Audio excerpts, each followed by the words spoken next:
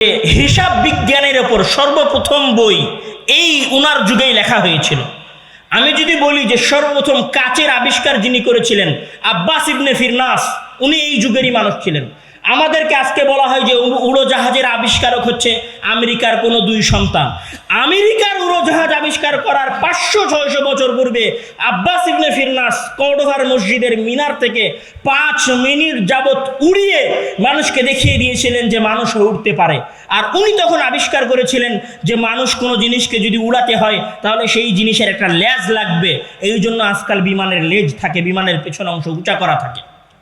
আমি এই পুরো আলোচনায় যেটা বলতে চাচ্ছিলাম, পৃথিবীর ইতিহাসের সর্বশ্রেষ্ঠ সর্বোন্নত শাসন ব্যবস্থা যিনি প্রতিষ্ঠা করেছিলেন তিনি ছিলেন 22 বছরের যুবক আব্দুর রহমান আন-নাসির লিদিনিল্লাহ। রাসূল সাল্লাল্লাহু আলাইহি ওয়াসাল্লাম আজ থেকে 1000-1500 বছর পূর্বে একটা ভবিষ্যৎবাণী করেছিলেন। ওনার ভবিষ্যৎবাণী ছিল, রাসূল সাল্লাল্লাহু আলাইহি ওয়াসাল্লাম বলছেন যে লাতুফতাহান্নাল কুসতুনতুনিয়াতু ফালা নি'মাল আমিরু আমিরুহা ওয়ালা নি'মাল জাইশু জাইশুহা। আমাদের যেটা বর্তমান তুরস্ক, আমরা তুরস্ককে সবাই চিনি, এরদোগানের দেশ, এরদোগানরা সবাই চিনি।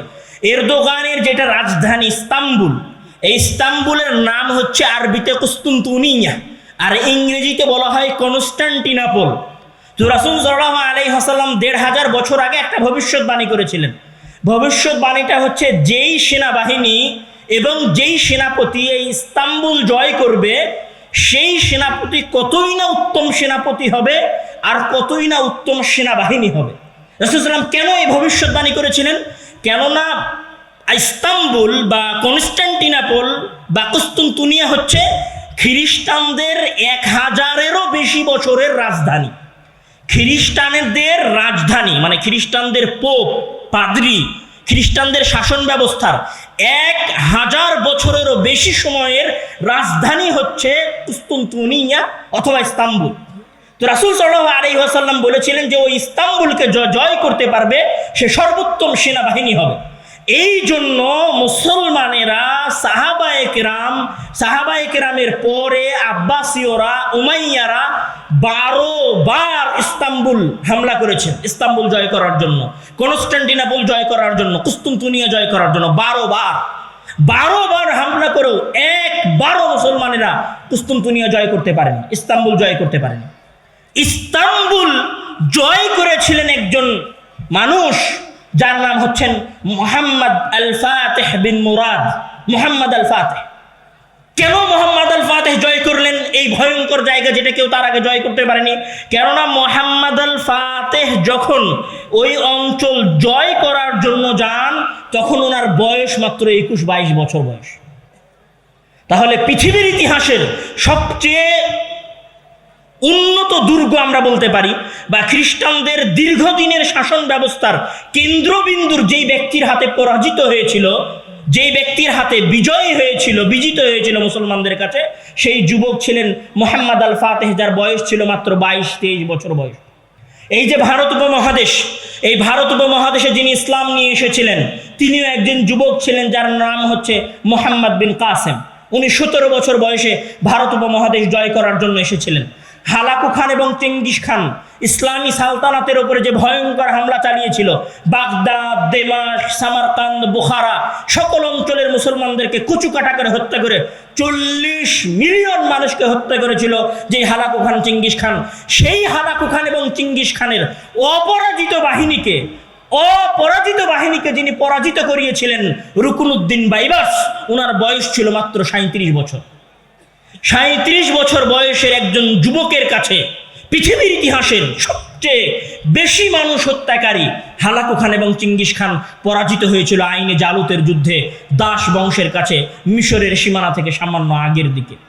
এবং এমনভাবে পরাজিত হয়েছিল এই হালাকু খান এবং চেঙ্গিস খানের বাহিনী যে রুকনুদ্দিন বাইবার্স ওই হালাকু খান চেঙ্গিস খানের বাহিনীকে 300 কিলোমিটার পর্যন্ত দৌড়িয়ে নিয়ে গিয়েছিলেন। আমি এই সংক্ষিপ্ত ইতিহাস বলে আপনাকে কি বলতে চাইলাম? আমি এই সংক্ষিপ্ত ইতিহাস বলে চাঁপাইনবাবগঞ্জের যুবকদেরকে কথা বলতে চাইলাম, যদি বাংলাদেশে, যদি পৃথিবীতে তোমরা ইসলামী সমাজ ব্যবস্থা প্রতিষ্ঠা করতে চাও তাহলে আগে কাদেরকে পরিবর্তন হতে হবে? যুবকদের পরিবর্তন হতে হবে। যুবকেরা যদি পরিবর্তন হয়ে যায় তাহলে বাংলাদেশেও একদিন ইসলামের শাসন ব্যবস্থার পতাকা উড্ডীন হবেই হবে ইনশাআল্লাহ। যদি দেবীনগরের সালাফি আকীদার যুবকেরা পরিবর্তন হয়ে যায় তাহলে পুরো চাঁপাইনবাবগঞ্জ কেন পুরো বাংলাদেশ সালাফিয়াতের দাওয়াত পৌঁছে যাবে ইনশাআল্লাহ। যদি এই দেবীনগরের যুবকেরা পরিবর্তন হয়ে যায়, এই দেবীনগরের সাধারণ গ্রামের একজন যুবক যদি পরিবর্তন হয়ে যায় তাহলে একটা সমাজ, একটা দেশের অর্থনীতিও পরিবর্তন হতে বাধ্য। কিন্তু সবার আগে পরিবর্তন হতে হবে এদেশের যুবকদেরকে। এদেশের যুবকেরা এখন পাবজি, ফ্রি ফায়ার গেম নিয়ে ব্যস্ত। এদেশের যুবকেরা এখন গাঞ্জা টানায় ব্যস্ত। তুমি যাও তোমার এলাকার মাঠে, তুমি দেখো তোমার স্কুলের ছেলেগুলো সব এসা হয়েছে কিনা, গাঞ্জা নিয়ে চলে গেছে গমের ভুঁয়ে, গাঞ্জা নিয়ে চলে গেছে কুশরের জমিতে, ওখানে গিয়ে গাঞ্জা টানবে। এই সমাজের যুবকেরা যদি গাঞ্জা টানে, এই সমাজের যুবকেরা যদি মদ পান করে তাহলে এই সমাজে কোনোদিন আশার আলো দেখা দিবে না। সবার আগে এই দেশের, এই সমাজের যুবকদেরকে পরিবর্তন হতে হবে। আল্লাহ তাআলা যেন চাঁপাইনবাবগঞ্জের দেবীনগরের যুবকদেরকে পরিবর্তন করে দেয় দিনের পথে, ওই যুবকদের মতো করে দেয় আব্দুর রহমান আন-নাসিরের মতো, আব্দুর রহমান আদ-দাখিল লিদিনিল্লাহর মতো, হারুন আর রশিদের মতো, জুবাইর ইবনে তালহার মতো, উসামা ইবনে জায়েদের মতো, যারা একটা সমাজ, একটা দেশ, একটা জাতিকে পরিবর্তন করে দিতে পারবে। আল্লাহ, তুমি আমাদের এই দেশের যুবকদেরকে, দেবীনগরের এই যুবকদেরকে তোমার পথের ওপর অবিচল রাখো। তুমি তাদের পাকে মজবুত রাখো সহিহ আকীদার উপরে, আহলে হাদিসদের মানহাজের উপরে। আল্লাহ তাআলা আমাদের সকলকেই তার দ্বীনের জন্য কবুল করুন এবং আমাদের সঠিক দ্বীনের উপরে বেঁচে থাকার তৌফিক দান করুন। আল্লাহুম্মা আমিন। ওয়া আখিরু দাওয়ানা আলহামদুলিল্লাহি রাব্বিল আলামিন। আসসালামু আলাইকুম। আমরা জানি যে রাসূল সাল্লাল্লাহু আলাইহি ওয়াসাল্লাম মারা যাওয়ার পরে সর্বপ্রথম ইসলামী সাম্রাজ্য শাসন করেছিলেন চারজন সাহাবী। প্রথমে আবু বকর, ওমর, ওসমান, আলী। এই শাসন ব্যবস্থার যুগটাকে বলা হয় খোলাফায়ে রাশিদার যুগ। আলী রাদিয়াল্লাহু তাআলা আনহু মারা যাওয়ার পরে ইসলামী সমাজের শাসন ক্ষমতা দখল করে মুআবিয়া ইবনে আবি সুফিয়ানের পরিবার, উমাইয়া বংশধর। তারা 150 বছর যাবত ইসলামী সালতানাত শাসন করে। তাদের 150 বছর ইসলামী সালতানাত শাসন করার পরে আবুল আব্বাস আস-সাফফাহের হাত ধরে আব্দুল্লাহ ইবনে আব্বাস রাদিয়াল্লাহু তাআলা আনহুর পরবর্তী বংশধর ইসলামের শাসন ক্ষমতায় বসে। এই আব্বাসীয় বংশধরের একজন সূর্য সন্তান, ইসলামের ইতিহাসের সর্বশ্রেষ্ঠ খলিফাদের একজন খলিফা হচ্ছেন হারুনুর রশিদ। এই হারুনুর রশিদ যখন ইসলামী খেলাফতের শাসন ক্ষমতায় বসেন, উনি যেই চেয়ারটাতে বসে ইসলামী খেলাফত শাসন করবেন, সেই সাম্রাজ্য, সেই সীমানা হচ্ছে অর্ধ পৃথিবী।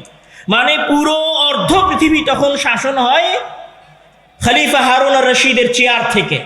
খলিফা হারুনুর রশিদ যখন খেলাফতের চেয়ারে বসতেছেন, যখন উনি খলিফা হচ্ছেন হারুনুর রশিদ, তখন হারুনুর রশিদের বয়স মাত্র 22 বছর বয়স।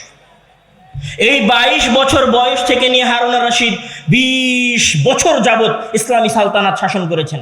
উনি এই 20 বছরে কি করেছেন?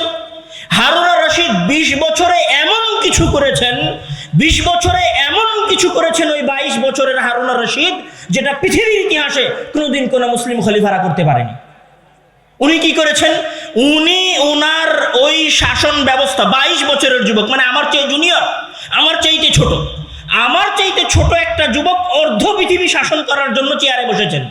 উনি চেয়ারে বসার পরে সর্বপ্রথম একটা কাজ করেছেন, সেটা হচ্ছে পৃথিবীর যত জ্ঞান ছিল, পৃথিবীর বিভিন্ন বিষয়ের যত জ্ঞান ছিল, উনি সকল জ্ঞানগুলোকে আরবি ভাষায় অনুবাদ করেছেন। এবং উনি একটা গবেষণাগার প্রতিষ্ঠা করেছিলেন, যে এই গবেষণাগারের নাম ছিল বাইতুল হিকমাহ, হাউস অব উইজডম।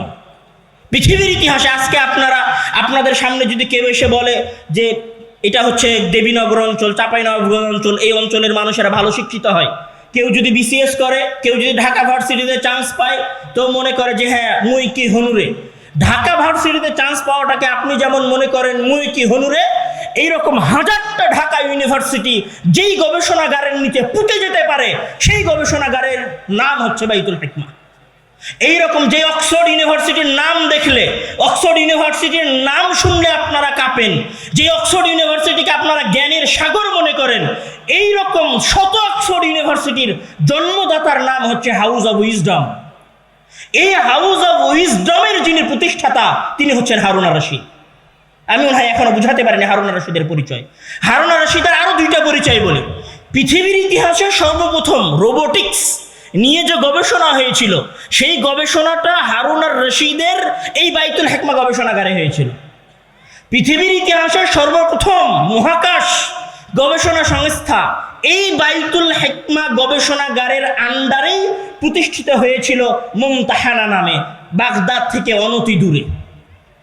এই হারুন আর রশিদ হচ্ছে ওই হারুন আর রশিদ, যেই হারুন আর রশিদ শাল দ্য গ্রেট নামে পারস্যের একজন বাদশার কাছে একটা ঘড়ি পাঠিয়েছিলেন।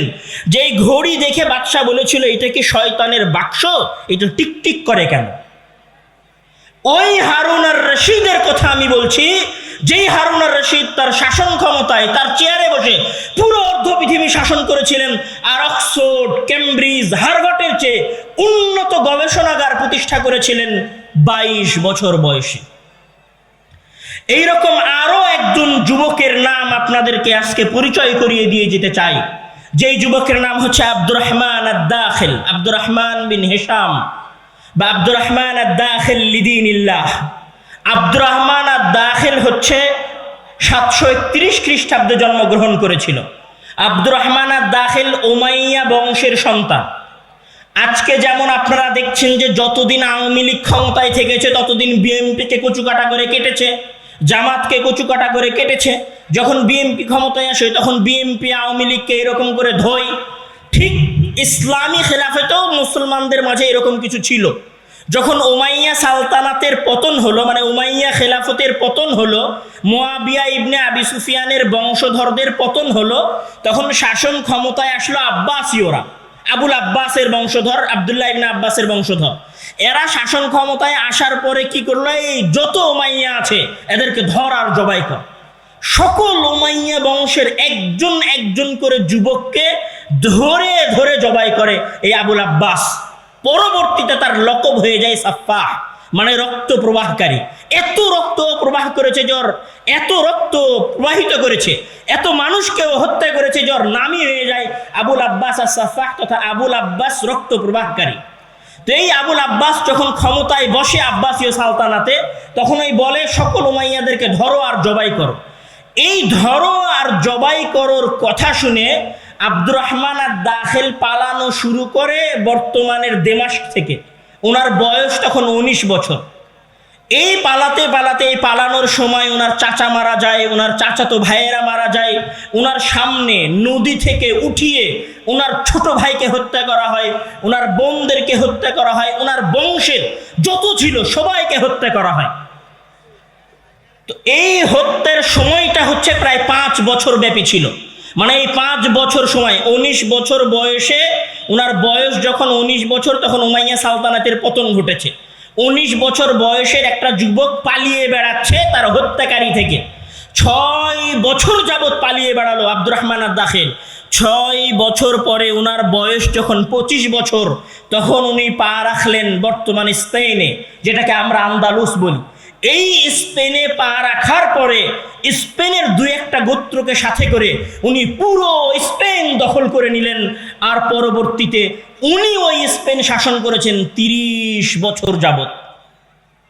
19 বছরে বাপ মা, ভাই বোন, সন্তান, পরিবার পরিজন, বাড়ি ঘর, আত্মীয় স্বজন, টাকা পয়সা, অর্থ সম্পত্তি, ভোগ বিলাস, রাজবাড়ি, রাজদরবার, রাজসিংহাসন, বিলাসী জীবনযাপন, সকল কিছু হারিয়ে ফেলেছেন মাত্র 19 বছর বয়সে। আমার সমাজের একটা 19 বছরের যুবককে দেখেন, ওর যদি বাপ মারা যায় তো ভিক্ষা করা শুরু করে। ওর যদি আত্মীয় স্বজন হারিয়ে যায়, বাপ মা না থাকে, দেখবেন যে এতিমখানার দরবারে, এতিমখানার দুয়ারে দুয়ারে ভিক্ষার কুটুরি নিয়ে ঘুরছে। আমাদের সমাজের একজন মানুষের যদি কোনো সহযোগী হারিয়ে যায়, মাথা পাগল হয়ে যায়। কিন্তু আব্দুর রহমান আদ-দাখিল পুরো পরিবারকে হারিয়ে ফেলেছেন। তার চারপাশে কেউ নাই, ওই রকম অসহায়ত্বের সময় উনি স্বপ্ন দেখছেন যে আমাকে স্পেনের শাসন ক্ষমতায় বসতেই হবে। ওই স্পেনের শাসন ক্ষমতায় উনি বসলেন 25 বছর বয়সে। 25 বছর বয়স থেকে নিয়ে 30 বছর যাবত উনি স্পেন শাসন করলেন। আর পরবর্তীতে উনার বংশধরেরাই 3 যাবত স্পেনকে শাসন করেছে। এখানে তোমরা যে সমস্ত যুবকেরা আছো, তোমরা যারা গ্রানাডার নাম শুনেছো, কর্ডোভা শহরের নাম শুনেছো, যেটাকে আরবিতে বলা হয় গারনাতা আর আরবিতে বলা হয় কুর্তুবা, আমরা কর্ডোভা এবং গ্রানাডার নাম শুনেছি। যারা জেনারেল ছাত্র এরাও জানে কর্ডোভা এবং গ্রানাডা পৃথিবীর ইতিহাসের শ্রেষ্ঠ 2টা বিশ্ববিদ্যালয় আছে, বা বললে 3টা বিশ্ববিদ্যালয় আছে। একটা বিশ্ববিদ্যালয়ের নাম আগে পার হয়ে গেছে, বাইতুল হিকমা নামে। পৃথিবীর ইতিহাসের শ্রেষ্ঠ আর 2টা বিশ্ববিদ্যালয়ের একটা বিশ্ববিদ্যালয় হচ্ছে জামিআতু কুর্তুবা আর জামিআতু গারনাতা। এই 2টা কর্ডোভা আর গ্রানাডা, এই 2টা শহর আর এই 2টা শহরের বিশ্ববিদ্যালয় কিন্তু স্পেনে প্রতিষ্ঠিত।